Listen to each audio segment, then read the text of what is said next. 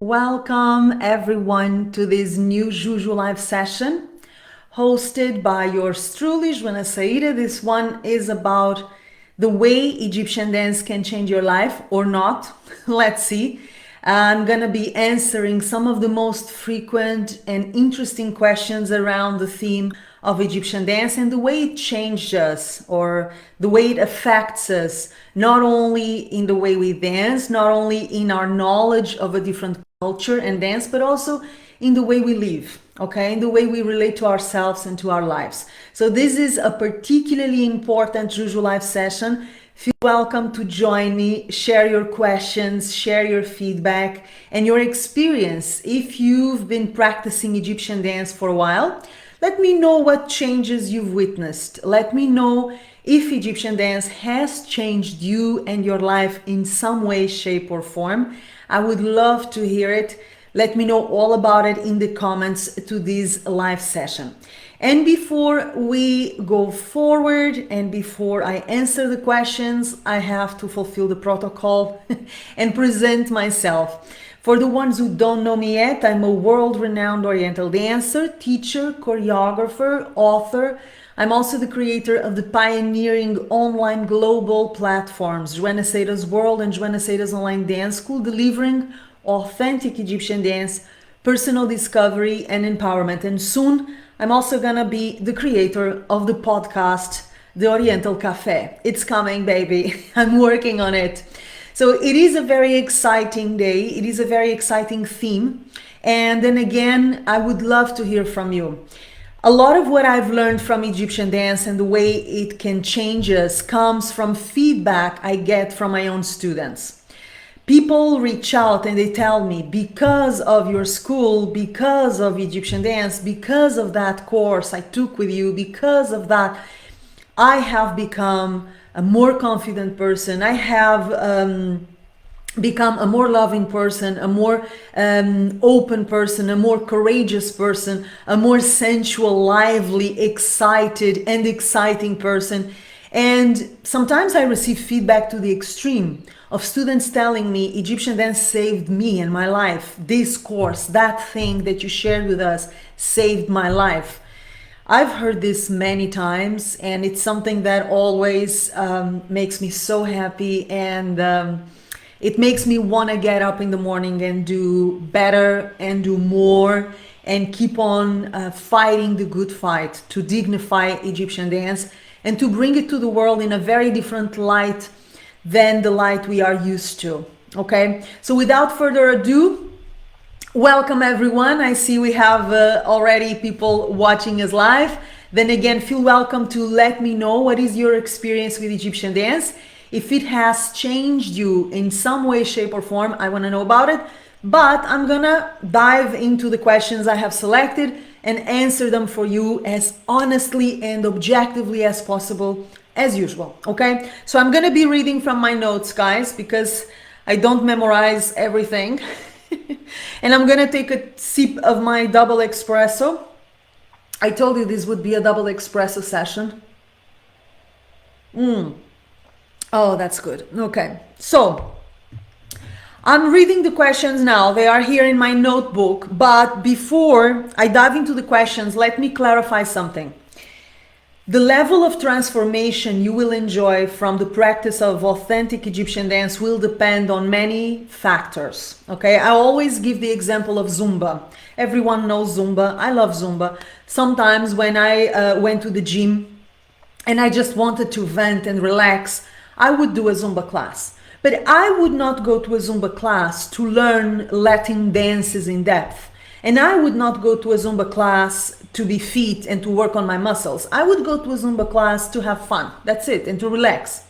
So many students around the world, they go into Egyptian dance as I go into a Zumba class. And there is nothing wrong with it. I love having fun. I love something light. I love to move a little bit without consequence and without great explanations and without great depth. Every once in a while, I also like it. But we have to be aware that going to Egyptian dance as if we were going to a Zumba class, meaning not really going to learn the art, not really going into it to go deep into it, but just to have fun and have some sort of light exercise. It's not going to bring you the transformation and the benefits you can actually have if you study with a professional teacher who knows the dance in depth, who knows the music, the culture, the language, and the context behind and the history and the real purpose of Egyptian dance. So depending on the level that you're going to get involved with when you study Egyptian dance, you're going to enjoy more or less transformations, more or less benefits, okay? If you go into Egyptian dance just to have a little bit of fun and you don't really want to learn it in depth, again, it's perfectly fine. But the maximum you're going to get is a relaxing time, okay? You're not going to see your life changed by it. And you're not going to see your body or your mind or your reality, the way you deal with yourself changed. You're just going to have a little fun and relax. That's it. And it's fine if that's what you're going for. But if you study with a professional teacher, if you study Egyptian dance as an art form, if you dare to go deep into it and make it a hobby, yes, it is a hobby, but it is a hobby that you are involved with. It is a hobby where you put your energy, your focus, and you're able to challenge yourself through it. It is a hobby that is not just a superficial exercise that you go for every once in a while. It's a hobby that represents an interest of you, of your life, an interest in your spectrum of interests in life. Because learning Egyptian dance is learning about Egyptian history, it's learning about politics, it's learning about religion, it's learning about mentality, it's learning about music, it's learning about many things. So if you are interested in that kind of richness, and if you choose a teacher who can share that richness with you, this is a love for life. It's a love for life, okay? And it is a love that can really change you, your perspective on the world, your perspective on yourself, and your perspective on life. I assure you. And why can I assure you? Because I've been living this transformation and this expansion for more than 20 years as a professional dancer and teacher, and also as a student, because I'm also a student of Oriental dance. You know, I dance for myself. I'm not only dancing to teach or to perform. I dance for myself, for my own enjoyment, for my own needs, all right? And also, I've seen so many students, so many professionals throughout time telling me how their lives changed after they started studying Egyptian dance. So when I say that Egyptian dance can change your life, it is not theory, it is not marketing, it is not something nice that I'm saying. It's the reality I've been living in my own life, and the reality I've witnessed in the life of many students and colleagues, okay? Many, from around the world, different walks of life. I've heard similar stories again and again. After I started studying this, my life became colorful. My life became like this. I became like that. I improved here. I improved there. I healed this. I understood that. So it is a transformational, alchemical art form if you decide to tackle it that way, okay? If you decide to go into it that way. Now that I got that out of the way, first question. How has Egyptian dance changed my life? So they were talking about me, okay? A bit about my transformation. I'm gonna try to make it short because we would be here for a long time if I told you all about the transformation Egyptian dance has operated in my life. So I'm gonna pick a few items that I think are gonna be inspiring for you, and I'm gonna leave all the rest behind, okay? So how has Egyptian dance changed my life? As I usually say, there was a Joana before Egyptian dance, and there is a Joana after. And the ones who have known me after don't believe when I tell them who I was before I started to study Egyptian dance. They don't believe me. They say, you are kidding me. You are kidding me. No, I'm not kidding you. There is a life, my life before Egyptian dance and my life after Egyptian dance. And I don't mean only because through the Egyptian dance art form, I took very drastic decisions, right? I mean, when I started studying Egyptian dance, a few months after it, I went to Egypt for the first time as a student, not as a professional dancer. I went with my first teacher, Shokri Mohammed, a real beautiful magician and a visionary and a medium and a real artist with a soul. And from that point on, all my life functioned towards Egypt and from Egypt. Every 3 months I would go to Egypt. I would come home to study because I was still studying. I was 18 and I was already working as an actress because I was studying to become an actress. I was working in the theater. I was working on television in a soap opera, if you can imagine.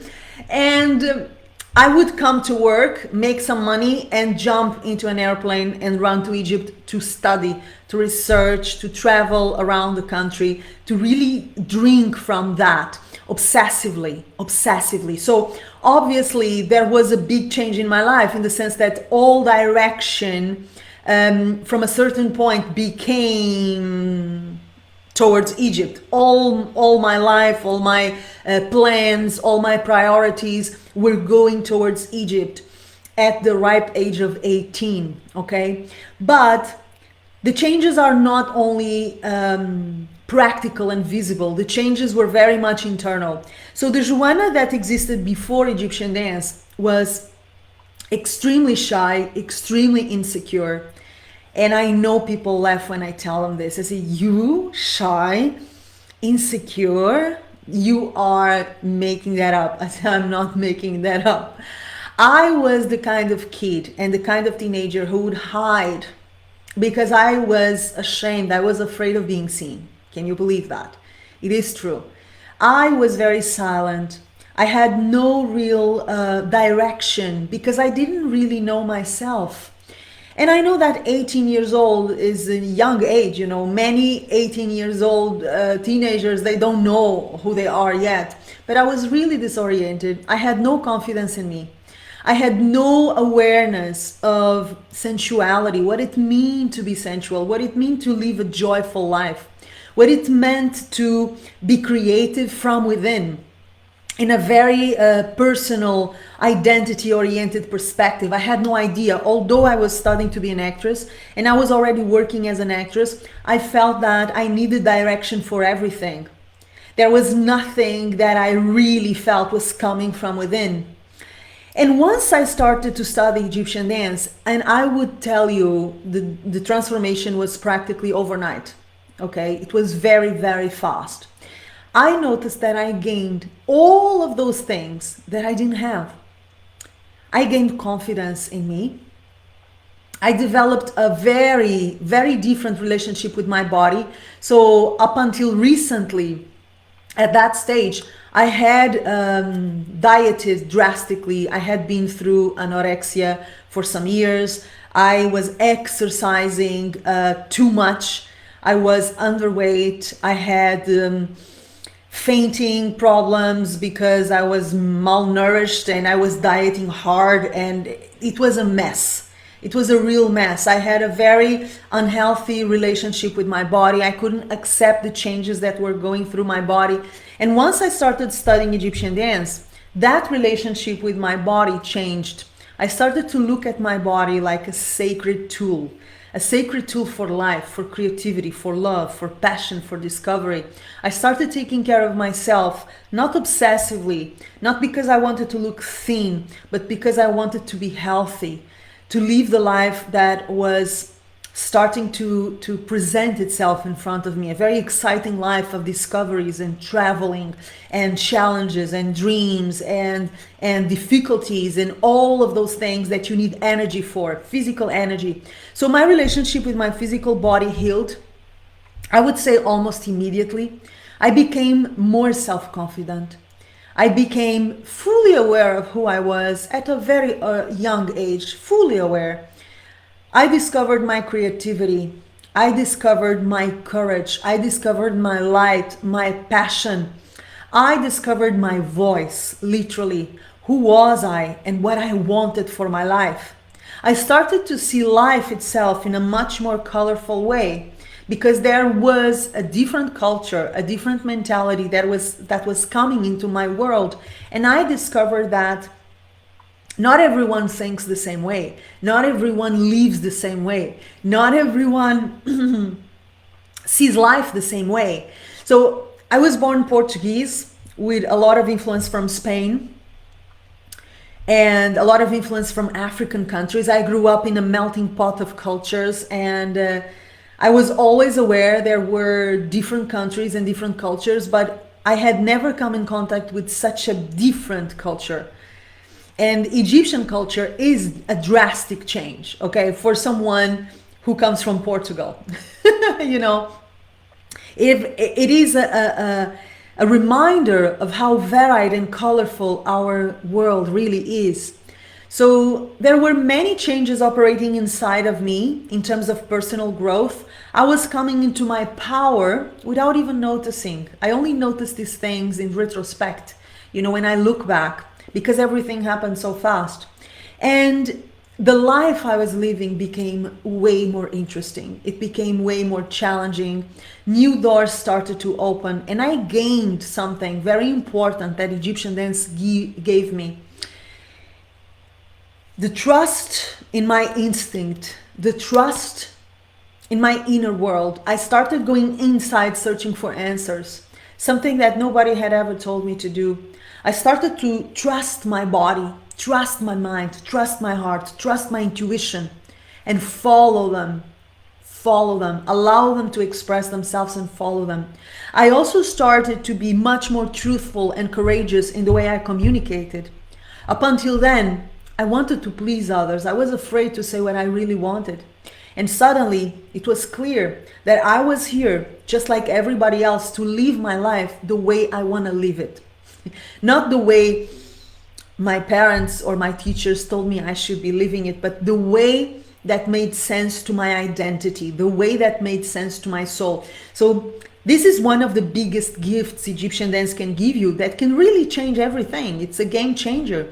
It's like it puts you inside yourself, it brings you inside yourself, and suddenly you see how many resources you have within. And suddenly you start to trust those resources and to use them to guide you. So you're not guided by the outside world anymore, you're guided from within. You know you have that guidance.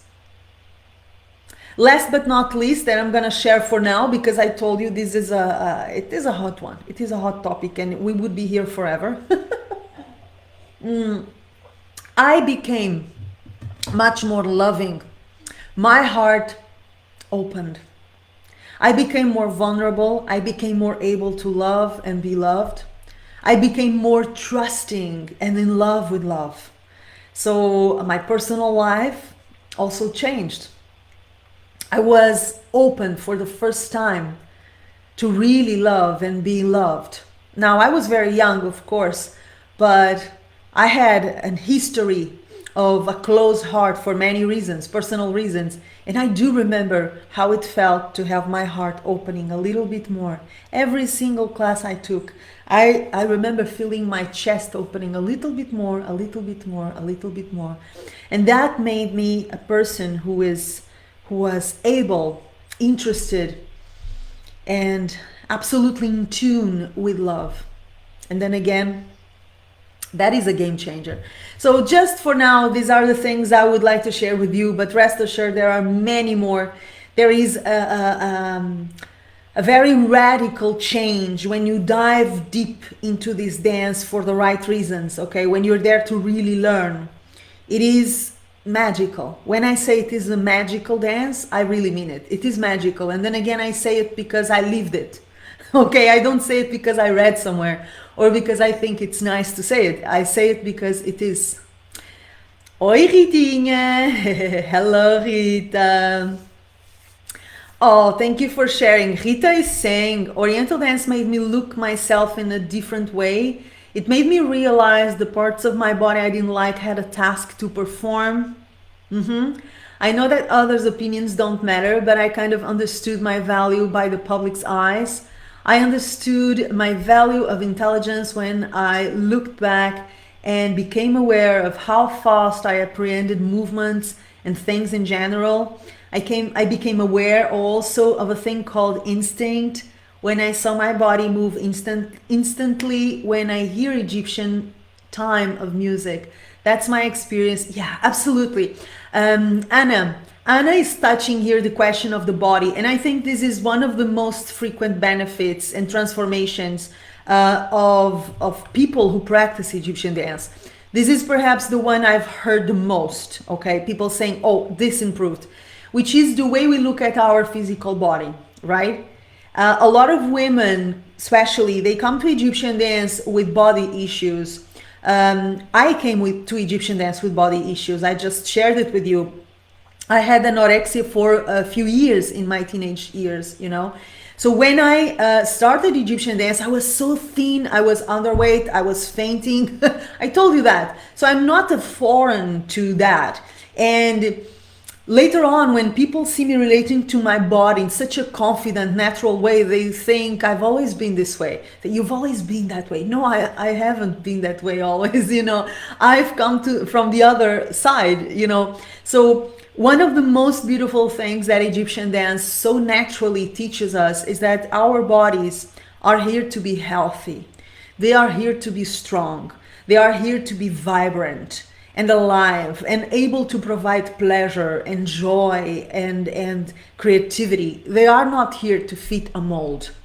And as a teacher of Egyptian dance, as someone who has seen thousands of bodies passing in front of me, you know, and obviously as a teacher, I have to correct movement, right? So my level of attention to the human body is extreme.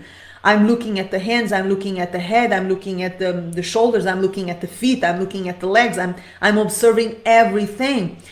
And I can assure you that in all those bodies, you know, thousands, literally thousands of bodies from dancers who have gone through my workshops, gone through my courses around the world, or in my online school, or in my private coaching programs. I've lost the count of how many women I trained. I can assure you, I've never seen an ugly body. I've never seen an ugly body. I have seen taller bodies, shorter bodies, bodies with more volume, less volume, long arms, short arms, you know, whatever. I've never seen an ugly body. And this is a shift of perspective that Egyptian dance so magically offers you. You start to see the human body with a completely different lens. Okay, not so critical, not so judgmental, and certainly not abiding by the rules that tells us we have to look this way. If you want to be accepted, if you want to be valued, if you want to be loved, if you want to be successful, this is how you're supposed to look, woman. No, no, la, خالص, no bloody way. This is something that Egyptian dance will give you without you noticing. And it's so beautiful. It sneaks up on you. Suddenly, you are looking at your body and actually enjoying it. You know, and that doesn't mean that if you are unhealthy, you should remain unhealthy. That's not what I'm saying. I think that working for a healthy body is our obligation to ourselves. But healthy does not mean abiding by a rule or abiding by a standard. That's not what healthy means, okay? Healthy is a body that is well fed, well rested, with good, reasonable amounts of exercise, good sleep. It's a body that is operational. It's a body that is free from disease, a body that is efficient, that is light, that is working with fluidity and with joy and ease. That's a beautiful body, and that's the body that Egyptian dance will invite you to create, okay, or to maintain. But this idea that we should fit a mold is something that Egyptian dance will really break for you. Now, if we go into the professional realm, and I can tell you about what people expect of women's body in Cairo, for instance, in Egypt, where I worked for almost a decade, and also around the world, because I've performed around the world in different countries with different expectations. And I can tell you that there are expectations. And even in Egypt, as a professional dancer, you're expected to look a certain way. I was kind of lucky because my body type was very much the body type Egyptian audiences like. It was luck, dumb luck, okay? But I've told this story before. I started my work in the Middle East, in Lebanon, not in Egypt, because at that time it was forbidden for Oriental dancers to do Oriental dance solo. It was forbidden. There was a law forbidding it. So for a few months I had to go to Lebanon. And I remember the review of my first show in the newspapers in Beirut mentioned that I was fat and I didn't have plastic surgery. That was the review. I'm sure they said another stuff, but I only remember this, of course, because this was shocking to me. I remember that they brought me the newspaper. I was staying in a flat downtown Beirut, very close from the venue where I was dancing with the orchestra. And someone knocked at the door, someone from the venue, and told me, oh, there is a newspaper here, it's about you, would you want me to read it? And we sat in my balcony in front of buildings full of bullets and bombs, and it was heavy, you know. Beirut is beautiful, but it's a heavy place. And I remember we were taking coffee together in the balcony, and he was translating the news to me, and I was shocked. I said, oh my God. Oh, they thought I wasn't that good because I'm fat and I don't have plastic surgery done to my face, to my body. Yes. And I never forgot it because I was very thin at the time. Actually, I was still coming from that anorexia phase. Okay, so I was extremely thin at the time. I didn't have plastic surgery as I've never had it, and I have nothing against it. Okay, guys, but I was just me. I was just me. And they wanted me to fit a certain mold. And then in Egypt, they want you to fit a certain mold also physically. But I knew better because by then, Egyptian dance had taught me to be free from what others expected me to look like and be. I knew that my strength was not to bow my head and say, yes, people, I'm gonna do what you want. Yes, people, I'm gonna look like you want me to look. No, my power was in rebellion. I knew it because the dance had taught me that already, you know. So when I moved to Egypt to perform and to launch my career, I had already a very clear idea of what Egyptian dance stood for. Very clear idea. So I said, no, if you want to put your ideas of how women should look like into the heads of your sisters, your wives, you go ahead. But I am free. I've been taught to be free. The dance itself reminded me of what it means to be free and to love my body as it really is and to take care of it, to be healthy, strong, vibrant, sexy, creative, but not your product, not something that is meant to please you, not. My body is not here for you, it's here for me. Okay? Thank you, Ritinha, thank you. Thank you for sharing. Obrigada, minha querida. Okay, next question. What are the main benefits, physical, emotional, mental, and spiritual of Egyptian dance? Okay. Now, when we talk about the benefits of Egyptian dance, usually we focus on the physical, right? Because it is a physical activity, but it is not only a physical activity. So some of the physical benefits that you can expect from the practice of Egyptian dance, and then again, I'm speaking from my own experience, okay? For more than 20 years, there was not one day that I didn't do Egyptian dance. So you do the math. You know, I have an idea of how it feels. So from working every day in Egypt, every night with my orchestra, then traveling around the world, teaching, choreographing, performing, to having my own school and having to teach practically every day, to having my own private coaching programs and having to teach dancers every day. Dance is a part of my daily life for more than 20 years. So yes, I have witnessed benefits that don't necessarily come from a book. Okay, so I'm gonna share my very personal experience and also the experience of students that I speak with, okay? So the first thing Egyptian dance is gonna give you is a more flexible body, more flexible. Everything works better. Everything is ready to go, okay? Because the basic technique for Egyptian dance is coming from what we call body isolations, okay?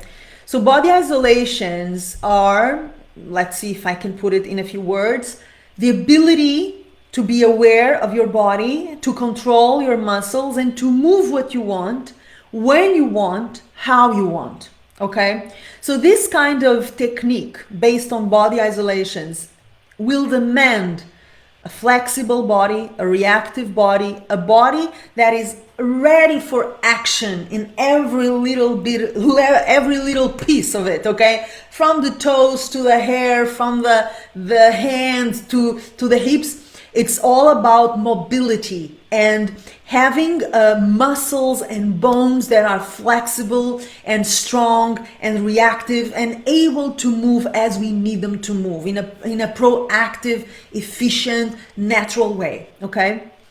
Also, it allows you to have stamina in a very beautiful, fun way, okay? So let's imagine this morning I went for a run, okay? This early morning I went for a run. I love running outdoors, not indoors, outdoors, especially if I am in a beautiful place. So I look at the sky and I look at the birds and I look at the river, you know, it's just so, it cleanses my head above everything. But running, it's a kind of exercise that will improve your stamina and your cardiovascular abilities with effort. It's not easy to run. Even if you're used to it, some days it's so hard. Oh my God, I'm dying. Why am I doing this? You know, it hurts a little bit. Egyptian dance develops your stamina and your cardiovascular system without pain. You don't really notice you're pushing your heart. You don't really notice that you're pushing your body and developing your lungs and your stamina. You do it in a very fun, creative, artistic way. So you're doing the work and you don't even know you're doing the work. And in fact, it keeps you on your toes and it keeps you fit. Also, it helps your digestive system. It helps with cramps, with menstrual cramps. I remember I used to have very strong menstrual cramps and other kinds of symptoms, even to the point of being in bed and not being able to raise from bed when I had my period. And then when I started doing Egyptian dance, all of those symptoms disappeared.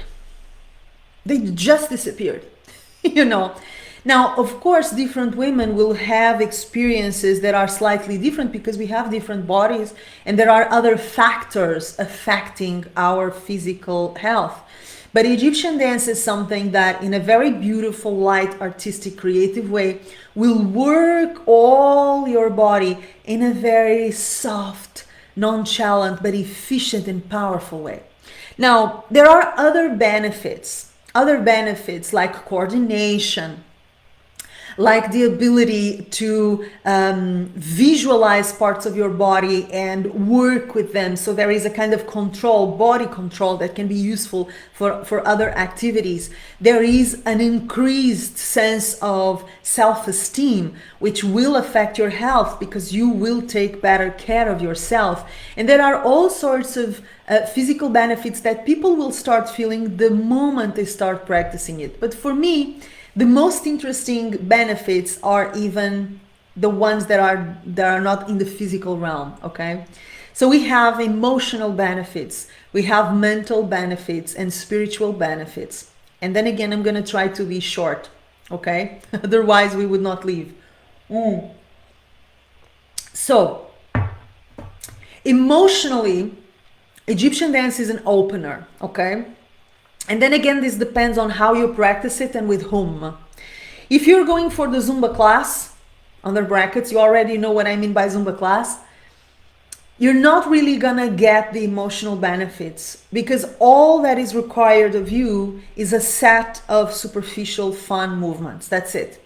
But if you work on Egyptian dance in a more deep professional level from a professional teacher, You're going to be asked to explore your emotions. You're going to be asked to dance songs and musical pieces that are going to demand that you open your heart and demand that you're able to access all sorts of emotions.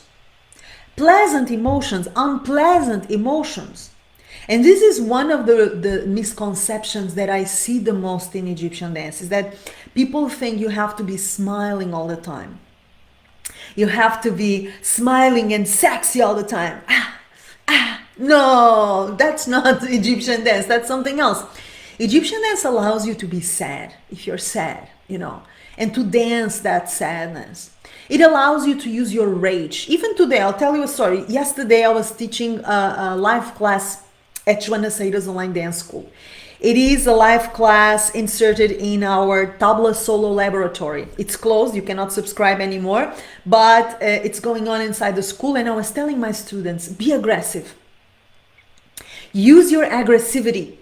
In a Tabla Solo, you need to use your aggressivity. But of course, there are healthy, constructive ways of using your aggressivity, and there are unhealthy, destructive ways of using your aggressivity. But rest assured, all of us have aggressivity in us.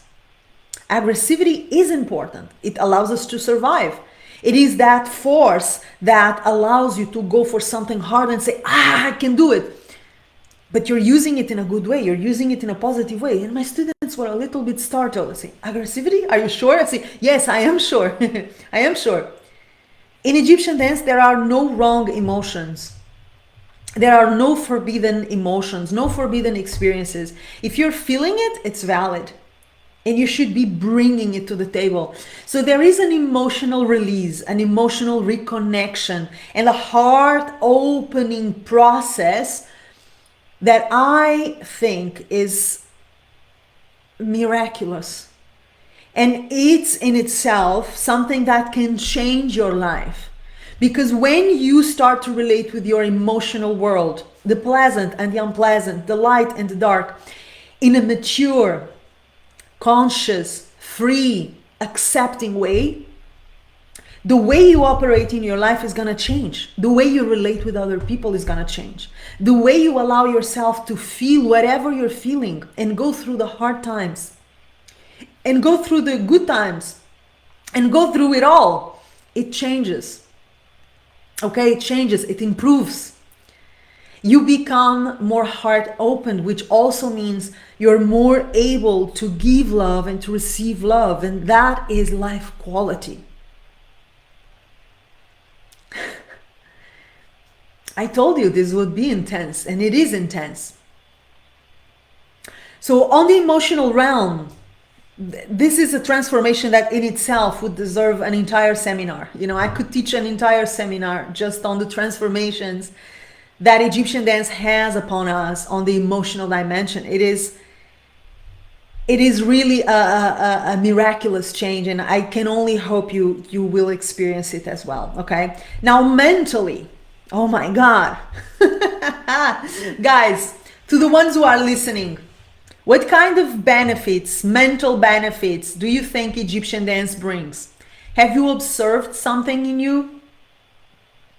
So in terms of mental benefits, Egyptian dance will quite simply serve in different ways, okay? So depending on the music, depending on the style you're working with, it can bring you the relaxation of a meditation and the mental cleansing of a meditation. It can bring you a mental reset. It opens your mind, because then again, remember that studying Egyptian dance is studying Egyptian history. It is studying Egyptian culture. And when you study a different culture, a different language, a different world, your mind expands. You're not the same person anymore. You don't think the same way anymore. You cannot hold yourself to the same taboos, the same prejudices you're used to holding yourself to. Egyptian dance helps with anxiety, it helps with depression, it helps with stress, it helps you manage your mental health in so many beautiful ways. And then again, in very indirect ways. You don't even feel how this is happening, Very often, I've started a dance performance feeling like hell, okay? Especially in Cairo because I was dancing every night. So obviously I was not always in the mood, you know? But when you're dancing every night, several times per night, so several shows per night, and you have an entire orchestra on your back and an entire machine on your back like I had, I cannot say I'm not coming today because I'm not feeling okay. I have to dance even if I'm not feeling okay, even if I am sad. So many times I went to the stage crying. I was exhausted. I was, sad. I was going through stuff, like any normal human being. And I remember that at the end of the show, at the end of the dance program, all that sadness had gone away. And I always wondered, why? Why? If I started this show 1 hour ago and I just wanted to hide in bed, why 1 hour after being here dancing with my musicians, dancing for our public, why has this darkness gone away?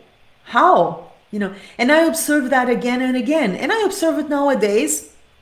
I'm teaching nowadays much more than I'm performing. And when I start teaching, I'm not always in a good mood. I don't always want to teach, but then again, I'm a professional, so I cannot tell my students, sorry, I'm not in a good mood today. I'm not going to teach. I'm not going to show up today. It doesn't happen, It doesn't happen.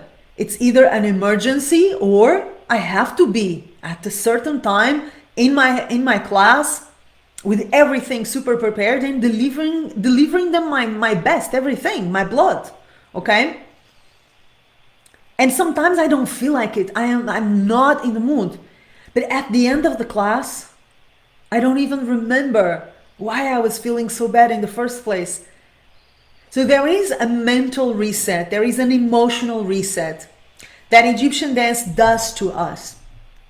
And I don't quite understand how it works, how it has that effect. I just know that it does.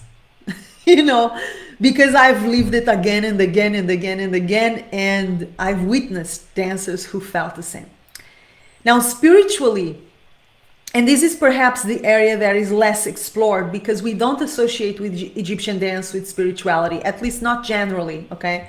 People tend to see Oriental dance or Egyptian dance in a much more superficial way and in a very distorted way, very distorted. But Egyptian dance is, for me, and this is a very personal thing, other teachers may disagree, it's their right, it's my experience. It is a spiritual practice, as much as it is a physical, emotional, and mental activity. And the benefits that Egyptian dance brings in the spiritual realm are, for me, the most beautiful, because Egyptian dance allows you to reconnect with your soul.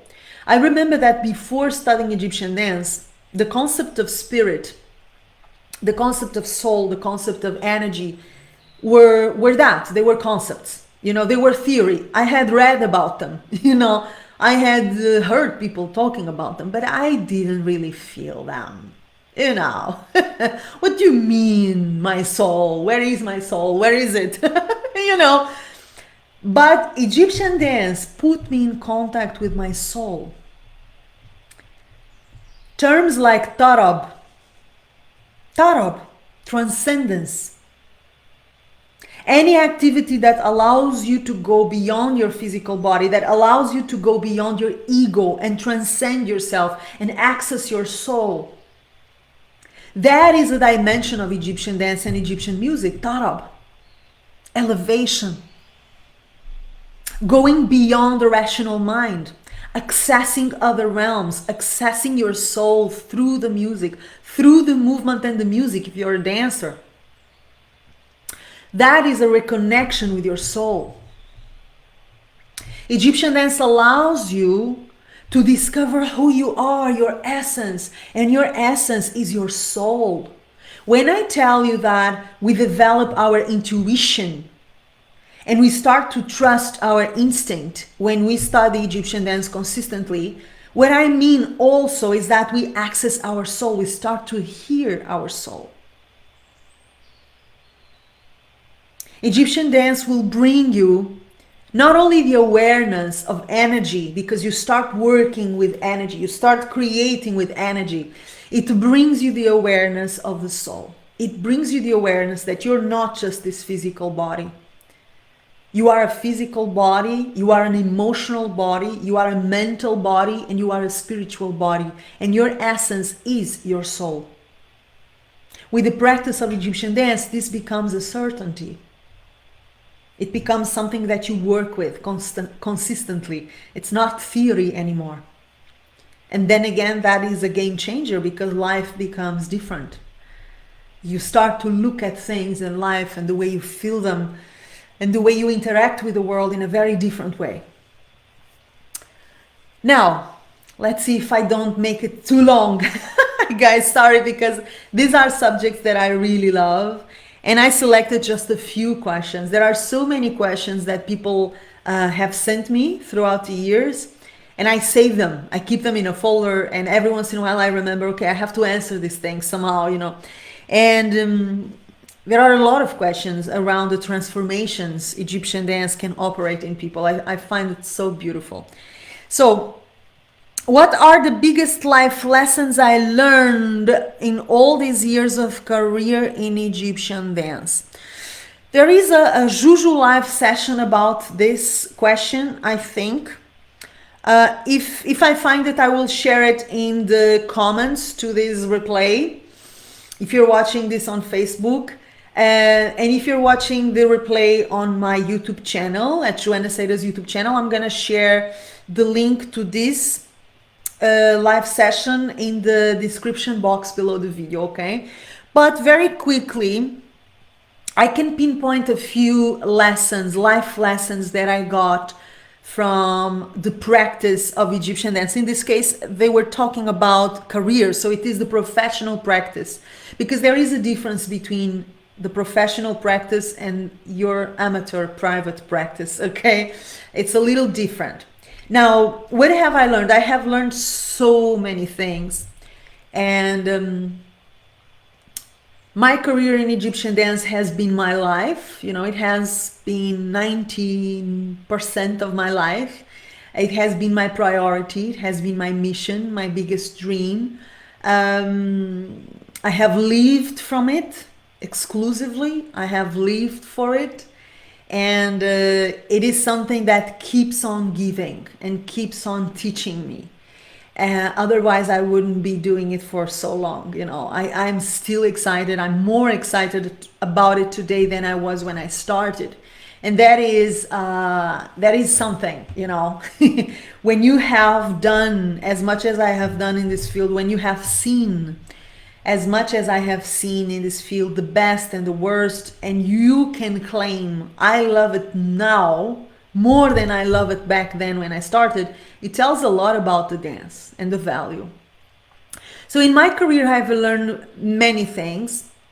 One of them was that the reason why you're doing it will define a lot of your success. This is something I share with my students, especially students who want to become professionals. So I don't have a professional course in my school, not yet. Actually, we're starting our signature course, Egyptian Oriental Dance from the ABC to Mastery. We're starting this November. I'm also gonna put the link close to this video so that you can check it. And in that course, there is a final level for professionals, for teachers and the performers. But so far, I've been teaching professionals and dancers who want to be professionals in the private coaching format. And this is something that I've learned that I always share with them, which is why. Why are you doing this? Why do you want this? Why did I go to Egypt in the first place? Why did I move to Egypt to start my career there? Why did I want to travel the world teaching it and performing it? Why did I write and publish books? Why did I create Joana Saahirah's World and Joana Saahirah's Online Dance School? Why am I doing what I'm doing? Why? Asking why gives you a very clear vision of the strength behind it, behind your life, behind your dream. If you don't have a strong why, you're not gonna last for long. At some point, I trained a dancer who was already working professionally, and I asked her, why do you do this? And why do you want to work with me in this private program? And she told me, because I want to make money. I said, okay. Good thing she was honest. Bad thing, that's not a strong why. If you're in it just for the money, if that's your priority, your big pool, you're not going to make it. And I told her so. She was very upset from me. She was upset from me. Oh, you asked me to be honest. I said, yes, I asked you to be honest. But I'm also telling you that you have to rethink and redefine your why. If your why behind doing something is money, I don't believe it's strong enough to pull you forward. So you need a very strong why behind your big dreams. This is something I learned from Egyptian dance and in my career. Having a strong why. When I moved to Egypt, I knew what was my why. I wanted to get to know the dance from the inside out. I wanted to know the dance from the source, from the roots. I wanted to know it in all its details, all the little information, the big information, the history. I wanted to know it with my own eyes, see it with my own eyes, touch it with my own hands, take it from the earth, bring it out from the earth. I wanted to know it in depth. That was why I went to Egypt in the first place. And then why I moved, why I wanted to have my own show with my orchestra, not at bullshit venues and lousy nightclubs, but at the best venues, because I knew how I wanted to position myself and how I wanted to position my dance and Egyptian dance. And I knew in order to become the dancer and the person I wanted to become, I had to challenge myself and I had to build a name and an identity shaped very much by the musicians that I was working with, by the environment, by Egyptian audiences. I knew they would cut the diamond.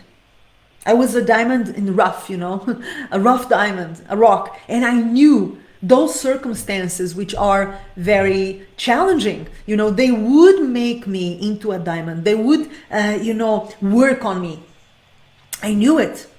I knew there was a lot of learning curves there for me. I knew that I had to rescue a part of my past. I knew that I had to rescue the soul of this dance that I fell in love so deeply with and to bring it to the entire world because I love it so much and I wanted the world to see it as well for it what really is. Not for what they think it is, but for what really is. So the why behind your actions is so important. Why am I doing this? Why do I want this? And it applies to everything. And when you have a strong why, you become unbeatable, unstoppable. And when you don't have a strong why, or when you don't have a why to start with, you're gonna quit along the way, rest assured. Okay? So this is something that I learned. Something else is perseverance. And this is something I had to learn by force. Because doors were not open to me. They were not. Every step of the way I found obstacles. It is quite interesting when I think about it and startling. How? And I wonder if everybody, feels like this, if everybody has lived it. And when I talk with colleagues, not colleagues who have gone through the same path as I had, because I had a very unique, very peculiar path. So I don't have references of people who have done the same, but similar somehow. They also tell me about the difficulties they had, and they also tell me about perseverance. So learning how to persevere, learning how not to quit, learning the humbleness of accepting that life will not always agree with our plans, and life will not always open the doors that we're expecting to be opened. And it is our responsibility to say, okay, I'm going to deal with this obstacle and I'm going to go forward nonetheless. I'm going to deal with this challenge. I'm going to learn from this challenge. I'm going to surpass it, and I'm going to keep moving forward. Okay. Something else that I learned from my career in Egyptian dance is to focus on my own stuff, mind my own business. And this is something that is hard for, I would say, the majority of people, because we live in a world where everyone wants to know about everyone's life. What she's doing, where did he go, what did you say? It's social media, and we have lives of people all over, around us. So the curiosity and the excuse and the occasion, the opportunities to mind other people's businesses as opposed to minding our own business is always there, but in my career, I've learned that you only grow when you focus on your own business, when you take care of your own garden. It doesn't mean you don't feel interest, in stuff that is happening around you, but it should be 5%. 95% should be minding your own business, minding your own life, minding your own interests, minding the people that love you, minding your projects, minding your family, minding your friends, minding your vision for your life, your vision for your dance, focusing on yourself and helping others to do the same.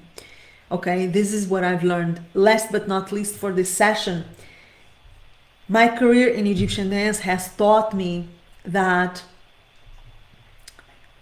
not abiding by the rules, not being part of lobbies, not being corrupted, not being unethical will not earn you a lot of friends, but they will earn you the right friends, and they will earn you respect.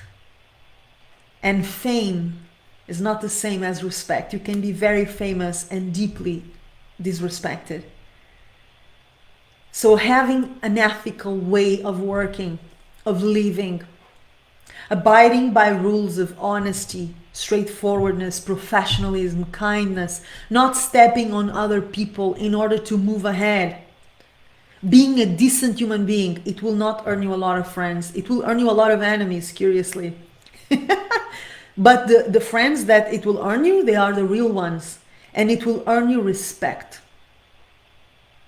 People may not like you, they respect you.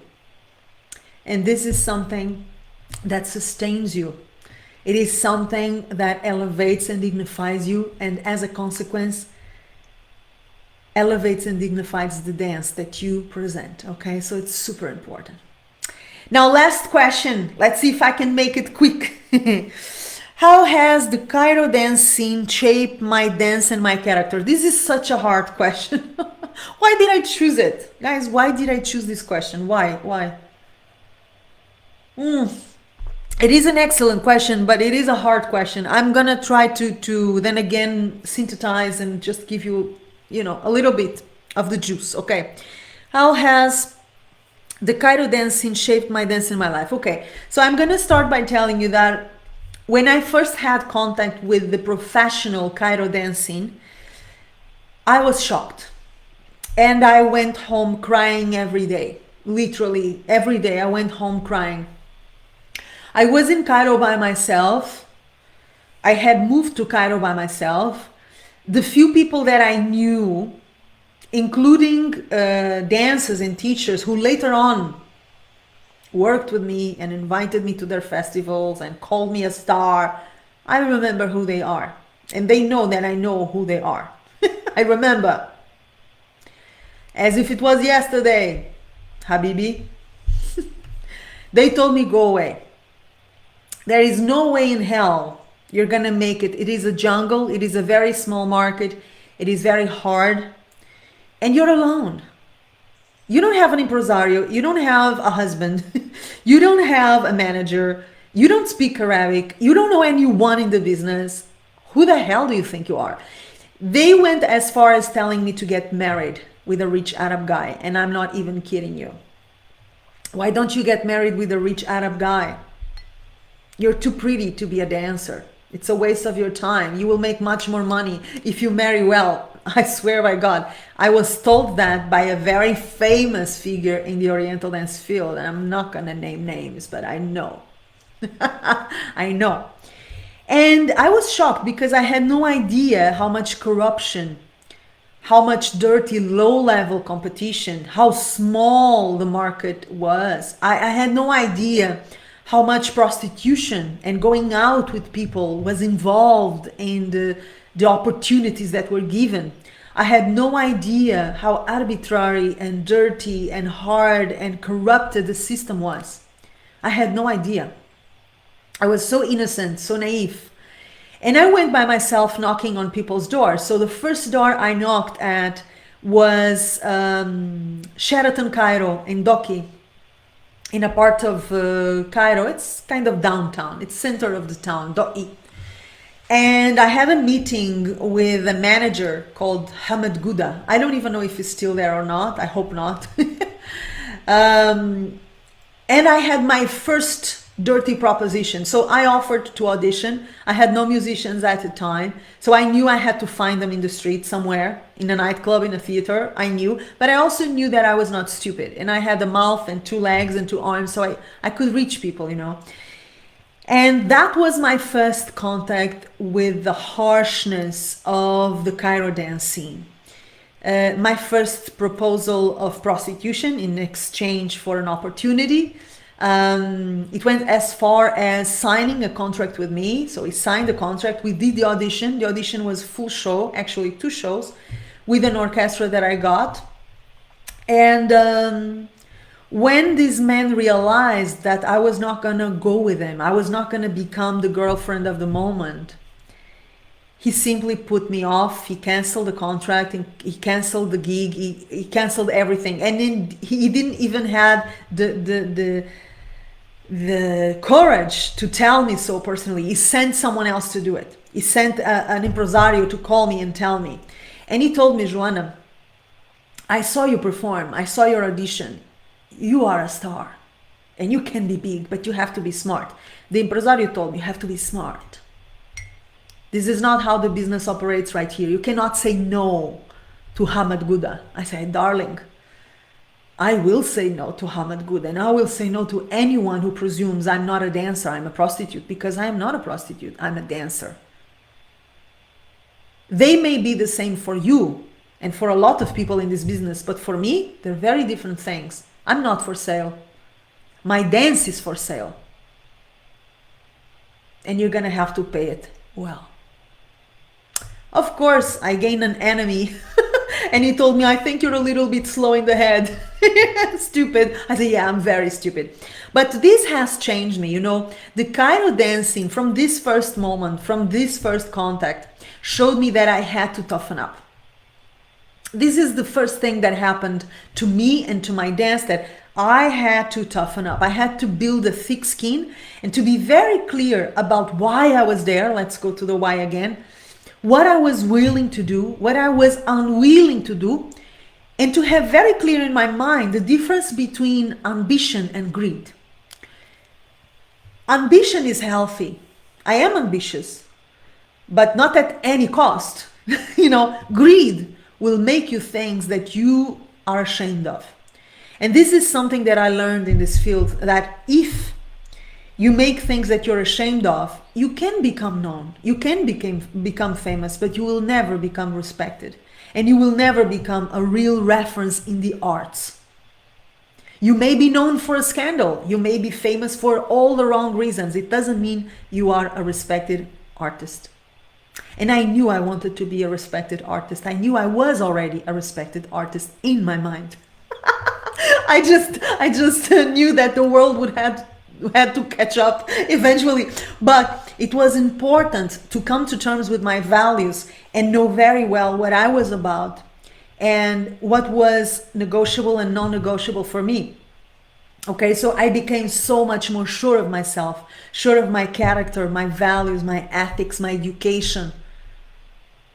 The things that I would be willing to change in me and in my character in order to adapt to Egypt, and the things that I knew I would never change because they would turn me into a person that I don't like, a person that I don't respect. And I'm a very proud person, so I like to respect myself. I like to sleep peacefully at night, you know?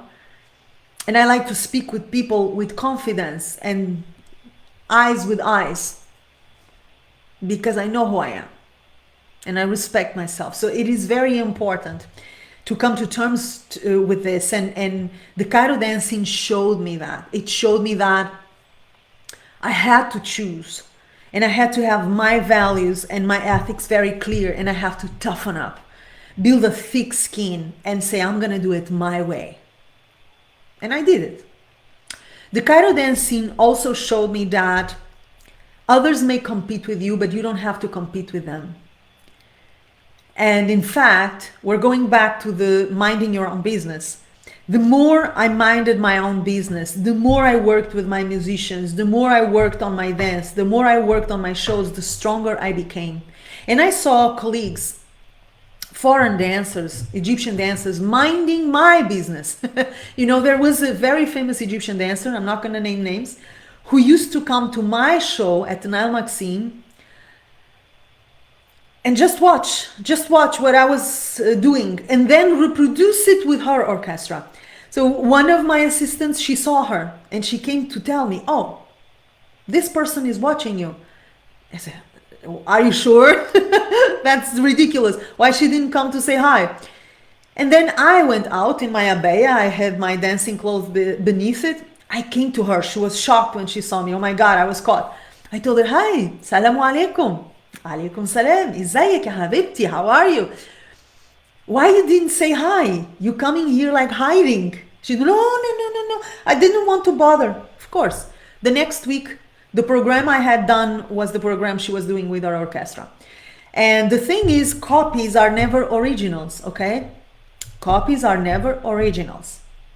So the Cairo dancing has taught me that minding my own business and doing my own thing and using my own identity, my own language, as opposed to copying others and following others and competing with others, is the best thing to do. They can compete with me as much as they want. I'm not going to lose my time with them. I'm putting my time and my focus on myself, and that's how I grow. And that's how you grow, okay?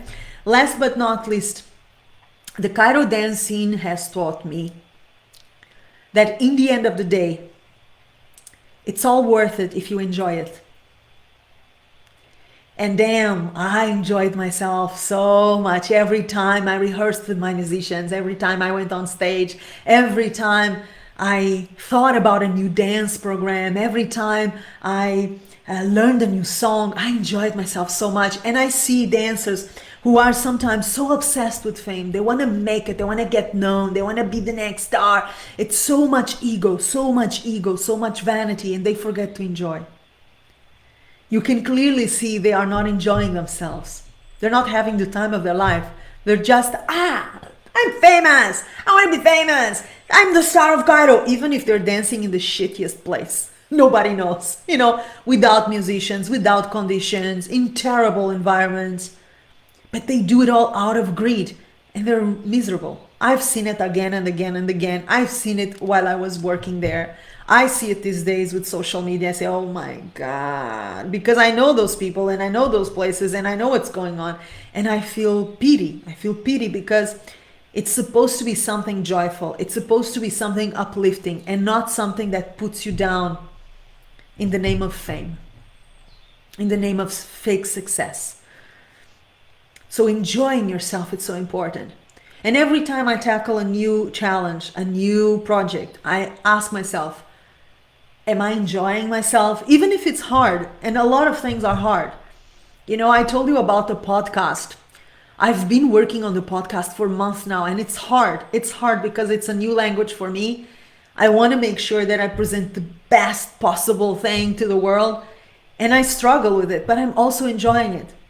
The creation of the signature course, Joana Saahirah signature course, it was so hard because I had to put into a specific format knowledge that I have been gathering for 20 years. So a lot of information to organize and to put into boxes and levels, and was so hard. But I enjoyed myself enormously. Every once in a while I stop, I take a coffee and say, man, oh man, this is going to be exciting. So it's important to enjoy yourself. Even through the challenges, even through the difficulties, even through the hardships, enjoy yourself. Love what you're doing. And then success comes and joy comes, and it's all worth it. That's it, my darlings, for today. It's a lot already. I extended the session way more than I wanted. And in order to wrap it, I'm gonna invite you to check Joana Saahirah's signature course, Egyptian Oriental Dance from the ABC to Mastery. It's starting this November at Joana Saahirah's Online Dance School. It's gonna bring my unique method combining authentic Egyptian dance, personal discovery, and empowerment, and it's gonna be a game changer in the field of Egyptian dance, and I assure you, in your practice of this dance and in your life. I am super pumped. This is gonna be so damn good. I am going to share the link for more information about our signature course either in the description box below this video if you're watching it at my YouTube channel, or in the comments to this video if you're watching it on Facebook, okay? I'm also going to share the link to our newsletter in case you just want to be a part of our community and you want to receive our gifts, offers, and exclusive inspirations I only share with my beautiful people. I'm also going to share that link right here next to the video. I love you guys. Thank you for attending. Thank you, Rita, for your collaboration, for your participation. And I will see you soon. Until then, I'm gonna take another sip of my coffee and I'm gonna wish you the best day. We'll see each other so soon. Until then, all my love and my warmest usual kiss. Yes? Mwah.